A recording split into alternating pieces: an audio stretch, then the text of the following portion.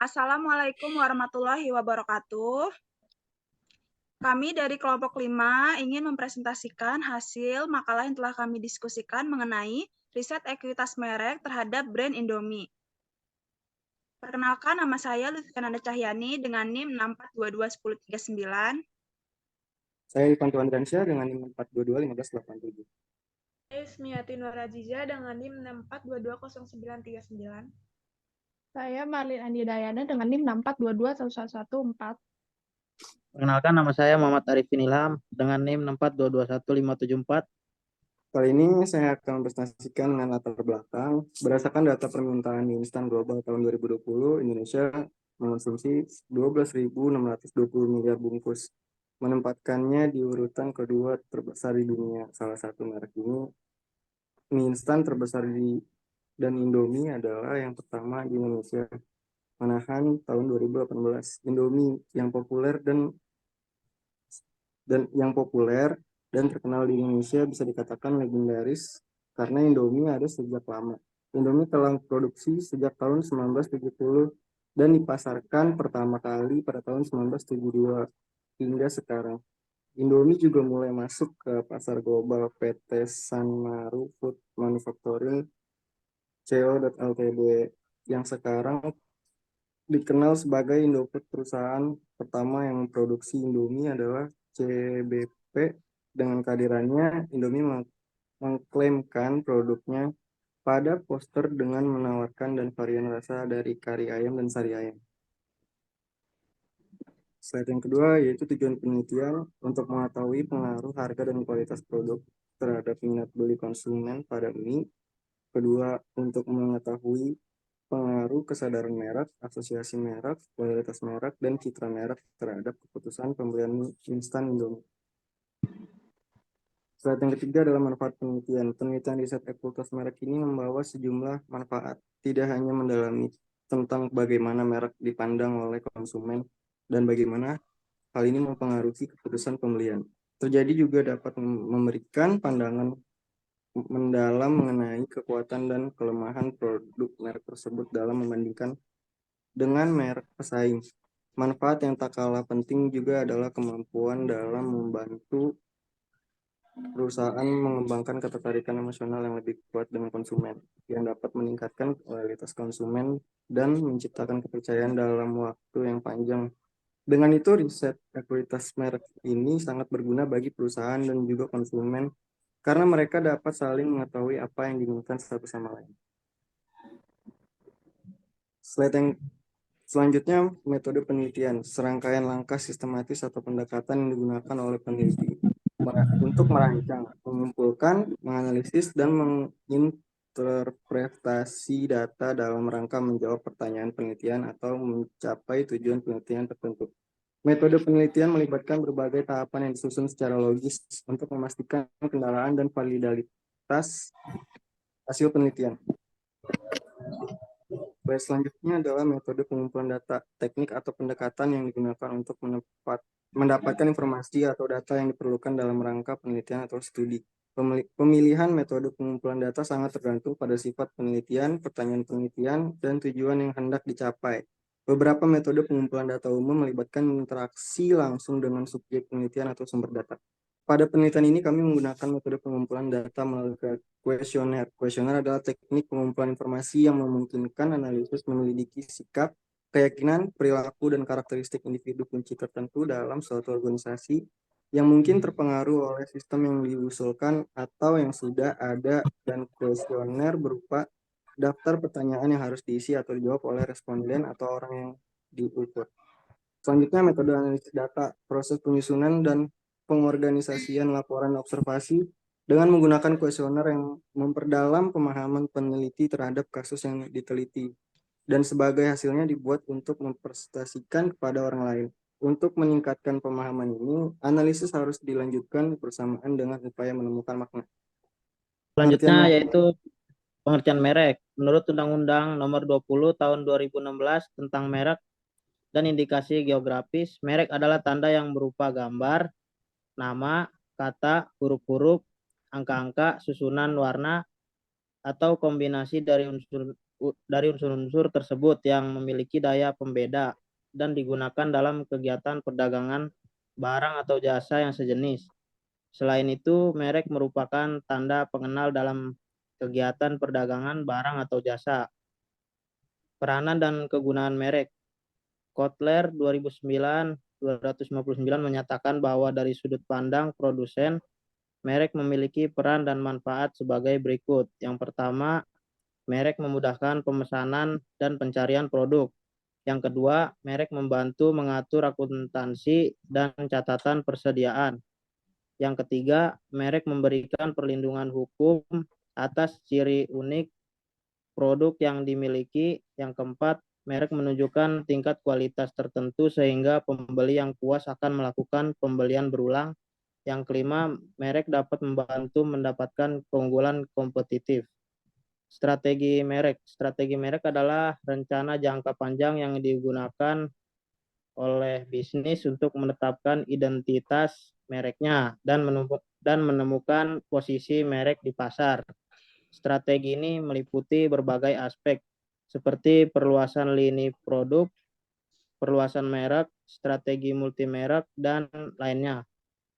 Tujuannya adalah memperluas target pasar, menguatkan merek, dan bersaing di pasar. Branding menjadi faktor penting dalam penjualan produk dan memiliki manfaat seperti membedakan diri dari pesaing, membangun hubungan emosional dengan pelanggan, dan membangun brand equity. Strategi merek juga melibatkan pembuatan tagline yang singkat, berkesan, dan mudah dipahami untuk menangkap makna dari pesan tersebut. Elemen-elemen brand equity, ekuitas merek. Ekuitas merek adalah seperangkat nilai yang mampu memberikan nilai tambah bagi perusahaan dan juga konsumen. Ekuitas merek atau brand equity merupakan kekuatan yang dimiliki oleh suatu produk.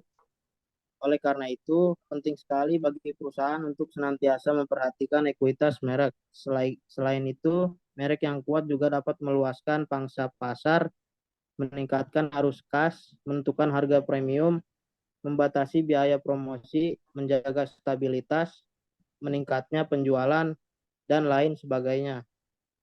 Elemen ekuitas merek atau brand equity terdapat 4 kategori, yaitu yang pertama brand awareness, kesadaran merek, yang kedua brand association, asosiasi merek, yang ketiga brand perceived quality, kualitas yang disarankan, yang keempat brand loyalty, loyalitas merek.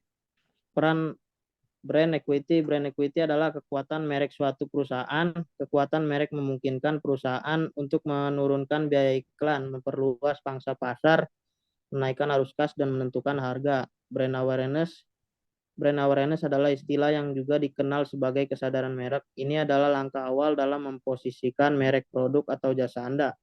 Brand association adalah sesuatu yang berkaitan dengan memori produk. Organisasi ini tidak hanya ada tetapi juga memiliki kekuatan berdasarkan banyak pengalaman atau penampakan. Kesetiaan pada merek akan lebih kuat. Brand perceived quality didefinisikan sebagai persepsi konsumen terhadap kualitas keseluruhan atau keunggulan suatu produk atau jasa dalam kaitannya dengan maksud yang diharapkan. Persepsi konsumen adalah yang paling penting. Brand loyalty merupakan indikator tingkat kesetiaan konsumen terhadap sebuah merek. Loyalitas memiliki tingkatan, seperti pembeli yang paling rendah adalah tidak loyal atau tidak tertarik pada merek apapun yang ditawarkan.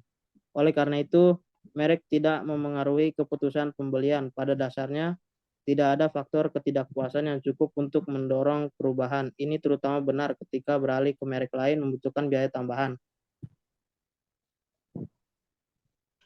Lalu selanjutnya ada metode populasi sampling, yaitu untuk menentukan jumlah sampling.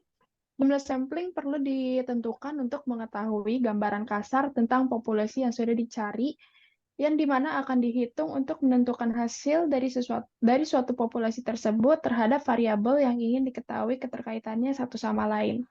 Dari pengumpulan jawaban dari populasi yang sudah dicari, didapatkan sebanyak 45 responden. Untuk mengetahui banyaknya jumlah sampling bisa mengikuti tabel di samping yang sudah ditentukan dengan rumus solving. Sampling yang dipilih bertoleransi 5%.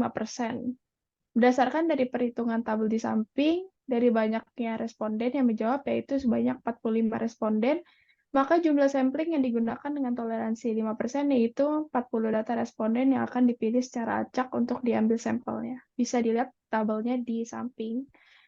Lalu ada profil perusahaan, yaitu Indomie merupakan merek mie instan yang sangat terkenal di Indonesia.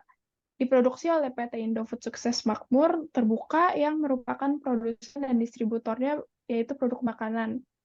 Perusahaan FMCG ini beroperasi di berbagai sektor, di antara lainnya yaitu produksi mie, susu, tepung, pasta, bumbu makanan, produksi nutrisi, serta makanan khusus dan makanan ringan. PT Indofood memasarkan produknya dengan berbagai merek seperti Indomie. Perusahaan Indofood hadir di Indonesia, Asia, Timur Tengah, dan juga Afrika. Indofood itu berkantor di pusat, yaitu di Jakarta, di Indonesia. Menurut situs resminya, Indofood merupakan perusahaan Total Food Solutions yang operasionalnya mencakup seluruh tahapan proses produksi pangan. Lalu ada produk perusahaan yang diteliti, yaitu produk yang kami teliti ialah produk instan merek Indomie. Tersedia dari berbagai varian rasa. Indomie tersebut terbuat dari bahan-bahan pilihan. Indomie juga banyak diminati oleh masyarakat karena harganya yang sangat terjangkau dan juga memiliki cita rasa yang khas. Lalu ada profil respon. Bisa dilihat dari tabel yang pertama, yaitu jenis kelamin yang laki-laki jumlahnya ada 15 orang dengan persentase 37,5%. Lalu yang selanjutnya ada jenis kelamin perempuan yang berjumlah 25 orang dengan presentasi 62,5%. Lalu di tabel kedua, usia dari usia 15 sampai 25 tahun jumlahnya ada 40 dengan presentasi 100%, dan usia 26 sampai 30 tahun dan di atas 30 tahun tidak ada. Lalu ada analisis dan pembahasan brand awareness. Berdasarkan data di samping, bahwa ada 4 merek kategori mie instan yang disebut oleh 40 responden. Dari data tersebut terbaca merek Indomie disebut oleh 36 orang, mie sedap 2 orang, mie sakura 1 orang, dan juga pop mie 1 orang. Hasil keseluruhan dari analisis top of mind menyebutkan bahwa mie instan merek Indomie merupakan merek yang pertama kali diingat responden tanpa menggunakan bantuan. Ini menunjukkan posisi yang baik dalam benak konsumen. Lalu ada brand recall. Di sini disebutkan 3 merek mie instan lainnya selain yang sudah disebutkan pada nomor 1, yaitu ada Indomie dan juga mie lainnya.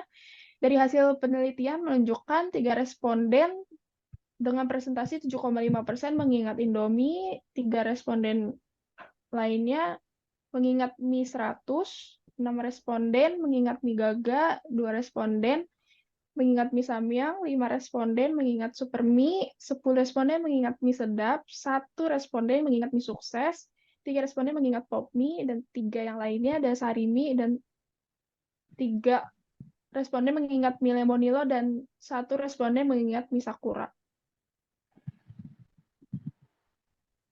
Lalu ada brand recognition. Di sini ada 44 responden dengan presentasi 97,8% mengenali dan menyebutkan nama merek dengan mengingatnya melalui packaging mie instan Indomie. Sedangkan 1 orang responden dengan 2,2 persentase tidak mengenal merek produk sama sekali. Lalu ada brand unaware. Dari tabel data yang ada, terdapat 1 orang dengan presentase 2,2% tidak mengenali ciri dan packaging mie instan Indomie. Lalu saya akan membahas brand asosiasi. Dari tabel di bawah ini dapat diketahui pertanyaan pertama ada 40 responden menjawab ya, pertanyaan kedua 40 responden menjawab ya, pertanyaan ketiga 39 responden menjawab ya dan 1 responden menjawab tidak.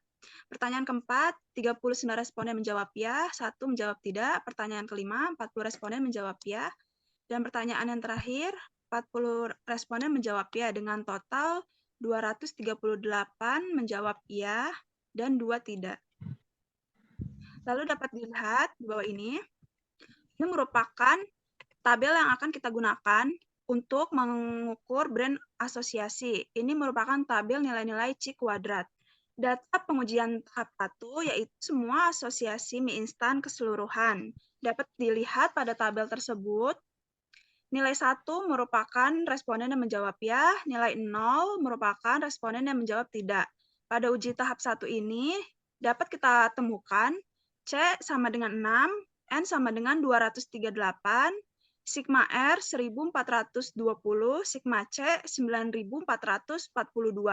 Lalu dimasukkan ke rumus yang diketahui Q sama dengan 6 dikali 6 dikurang 1 dikali 9442 dikurang 6 dikurang 1 dikali 238 kuadrat dibagi 6 dikali 238 dikurang 1420 yang menghasilkan nilai 5. Lalu kita mengambil contoh sampel 0,05 atau 5%.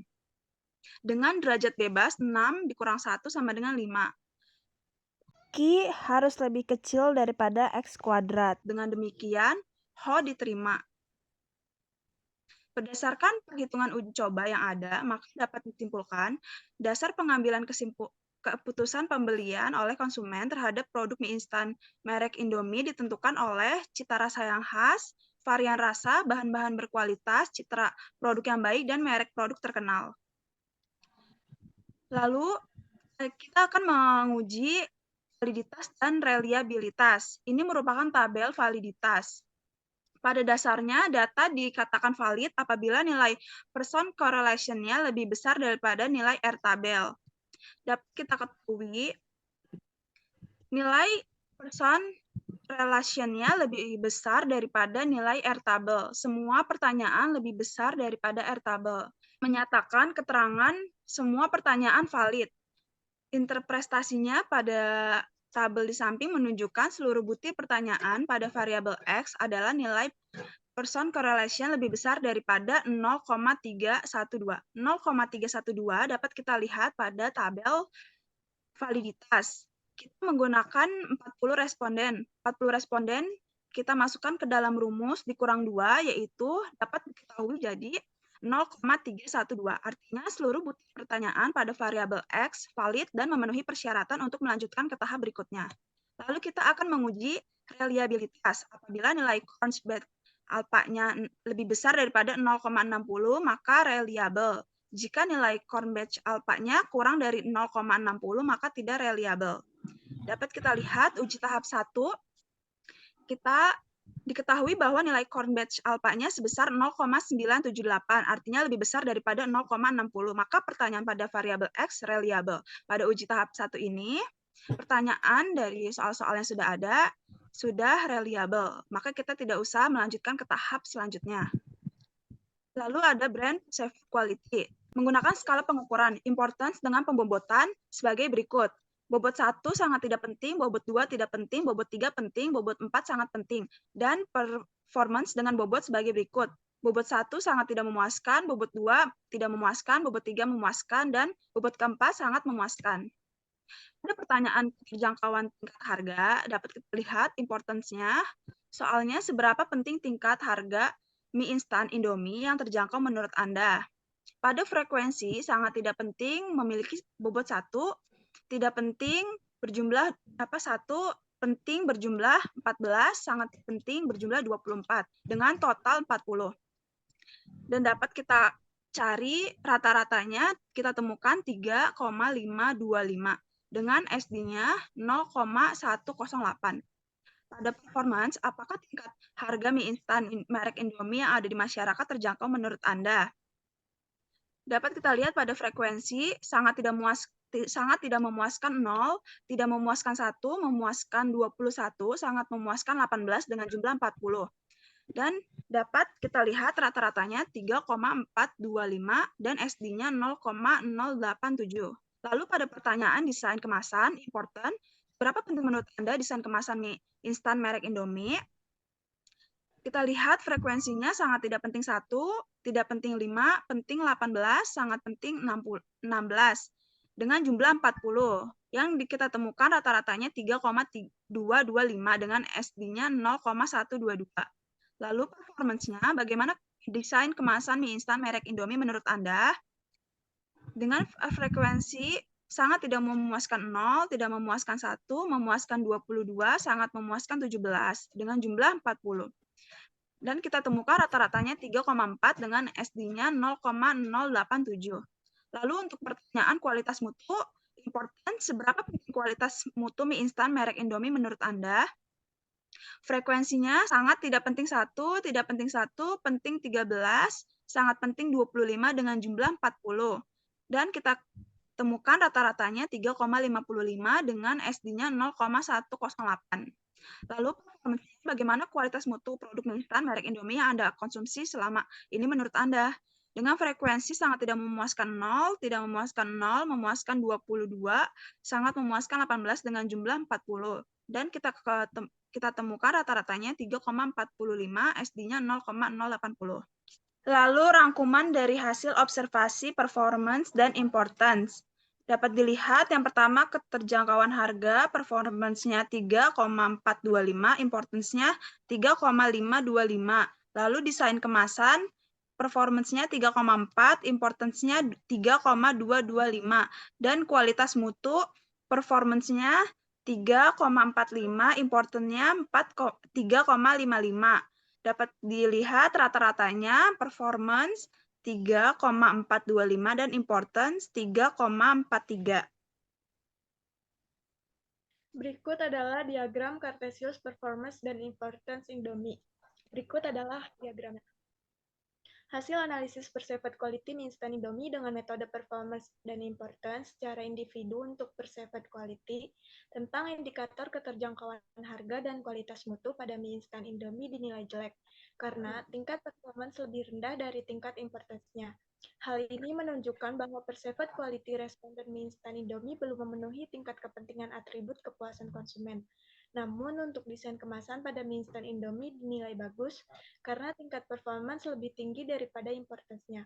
Hal ini menunjukkan bahwa perceived quality responden terhadap desain kemasan mie instan Indomie telah melebihi tingkat kepentingan atribut itu sendiri. Untuk perceived quality, secara keseluruhan menunjukkan bahwa mie instan Indomie secara rata-rata memiliki performance lebih rendah daripada importance. Fenomena ini menunjukkan bahwa perceived quality responden terhadap Indomie belum memenuhi tingkat kepentingan atribut kepuasan konsumen. Berikutnya adalah ada brand loyalty. Pertanyaan analisis switcher, seberapa seringkah Anda berpindah merek dari mie instan merek Indomie karena faktor harga ke produk merek lain? 1. Tidak pernah, 2. Jarang, 3. Sering, 4. Selalu. Berikut adalah tabel hasil analisis switcher. Jumlah frekuensi tidak pernah yaitu 16, jarang 17, sering 6, selalu 1, dan jumlah keseluruhan dari frekuensi yaitu 40. Rata-rata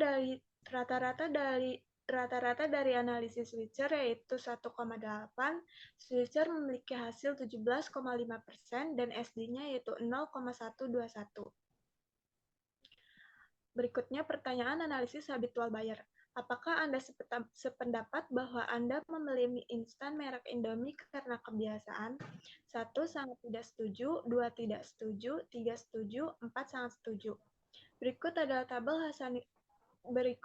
tabel hasil analisis habitual buyer. Jawaban dari frekuensi sangat tidak setuju.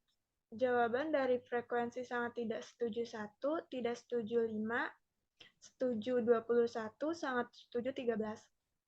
Jumlah dari keseluruhan frekuensi yaitu 40. Rata-rata dari analisis habitual buyer yaitu 3,15, habitual buyer 85%, dan SD-nya yaitu 0,117.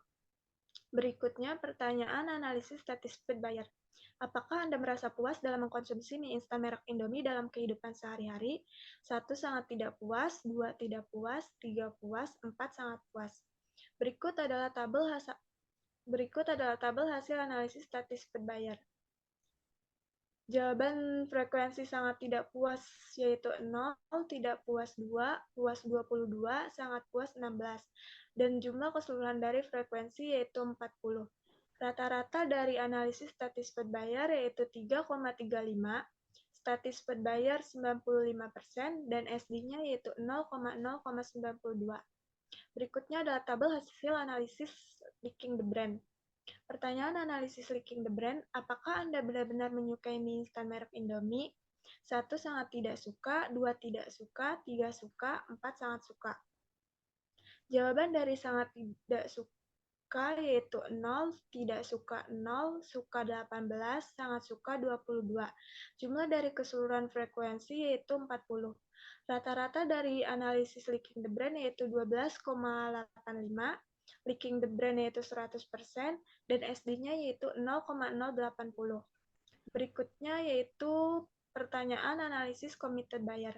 Apakah Anda menyarankan ke orang lain untuk membeli mie instan merek Indomie? 1. Tidak pernah, 2. Jarang, 3. Sering, 4. Selalu. Berikut ada tabel hasil analisis committed buyer. Jawaban tidak pernah yaitu 2, jarang 10, sering 13, selalu 15. Dan jumlah frekuensi rata-rata semuanya yaitu 40. Rata-rata dari hasil analisis committed buyer yaitu 3,025, committed buyer yaitu 70%, dan SD-nya yaitu 0,147. Berikut adalah piramida loyalitas merek. Dari piramida ini terlihat bahwa mie instan merek Indomie sudah cukup baik, karena bentuk piramida semakin ke atas semakin lebar. Meskipun pada tingkat committed buyer terlihat mengecil, hal ini merupakan masalah yang harus dipecahkan melalui peningkatan loyalitas merek. Lalu selanjutnya ada kesimpulan. Yang pertama itu dari hasil perhitungan analisis brand awareness dapat diketahui bahwa responden memberikan penilaian yang sangat baik terhadap Indomie. Ini terbukti dengan dipilihnya mie instan merek Indomie pada posisi top of mind. Yang kedua yaitu dari analisis brand association yang dilakukan dengan menggunakan rumus Cochrane Q-test. Dapat diketahui bahwa asosiasi yang berkaitan erat dengan mie instan merek Indomie, antara lain yaitu memiliki cita rasa yang khas, tersedia dalam berbagai varian rasa, juga dari bahan-bahan berkualitas, memiliki citra produk yang baik, merek produk terkenal dan mudah mendapatkannya di berbagai toko. Yang ketiga ada perceived quality yang dijadikan pertimbangan masyarakat untuk memilih mengkonsumsi mie instan merek Indomie adalah keterjangkauannya harga produk, desain kemasan Indomie, dan kualitas mutu Indomie. Semua aspek tersebut dianggap penting bagi masyarakat sebelum mengambil keputusan pembelian dan mengkonsumsi mie instan Indomie. Dan aspek ini telah memberikan kepuasan bagi konsumennya. Tetapi untuk perceived quality desain, kemasan pada mie instan Indomie belum dianggap penting bagi konsumen. Lalu yang keempat, dari analisis untuk brand loyalty dapat diketahui bahwa mie instan Indomie mempunyai konsumen yang paling banyak pada tingkat liking the brand, yaitu 40 responden dengan 100% presentasinya. Menjawab benar-benar menyukai mie instan Indomie. Lalu urutan kedua didominasi pada tingkat satisfied buyer, yaitu 38 responden dengan 95% menjawab puas dan sangat puas dalam mengkonsumsi mie instan Indomie. Urutan ketiga didominasi pada tingkat habitual buyer, yaitu 34 responden 85% menjawab setuju dan sangat setuju membeli mie instan Indomie hanya karena kebiasaan. Lalu ada urutan keempat pada tingkat committed buyer, yaitu 28 responden dengan 70% persentase menjawab sering dan selalu menyarankan ke orang lain untuk membeli mie instan Indomie. Dan yang terakhir, sedangkan urutan terakhir yaitu didominasi oleh analisis switcher, yaitu 7 responden dengan 17,5 persentase menjawab sering dan selalu berpindah merek karena faktor harga. Berikutnya ada saran. Berdasarkan hasil penelitian, beberapa saran strategis dapat diberikan untuk meningkatkan nilai merek Indomie. Pertama, inovasi produk secara berkelanjutan harus dilakukan dengan fokus pada penambahan variasi rasa, pilihan kesehatan, dan keterjangkauan harga untuk memenuhi ekspektasi konsumen yang meningkat. Selain itu, mungkin penting untuk mengembangkan strategi pemasaran berdasarkan pengalaman. Ini tentang membangun kisah merek yang kuat dan menghubungkannya dengan pengalaman konsumen yang positif untuk memperkuat hubungan emosional. Menerapkan sistem pemantauan yang efektif untuk mengumpulkan masukan konsumen dan merespon dengan cepat perubahan preferensi serta permasalahan yang muncul juga merupakan bagian penting dari strategi peningkatan ekuitas merek Indomie. Dengan menerapkan rekomendasi tersebut, diharapkan Indomie mampu mempertahankan dan meningkatkan posisinya sebagai merek populer dan terpercaya di pasar. Melalui makalah ini, diharapkan dapat membantu dalam memahami riset ekuitas merek pada konsumen mie instan merek Indomie, baik bagi perusahaan maupun untuk menambah pengetahuan bagi konsumen. Banyak sekali manfaat yang dapat kita ambil ketika kita membaca dan menghayati setiap kata demi kata yang dapat memperbarui ataupun menambah wawasan kita mengenai riset ekuitas merek terhadap brand Indomie. Mungkin itu saja yang dapat kami sampaikan. Kurang lebihnya mohon maaf. Wassalamualaikum warahmatullahi wabarakatuh. Wabarakatuh. Waalaikumsalam warahmatullahi wabarakatuh.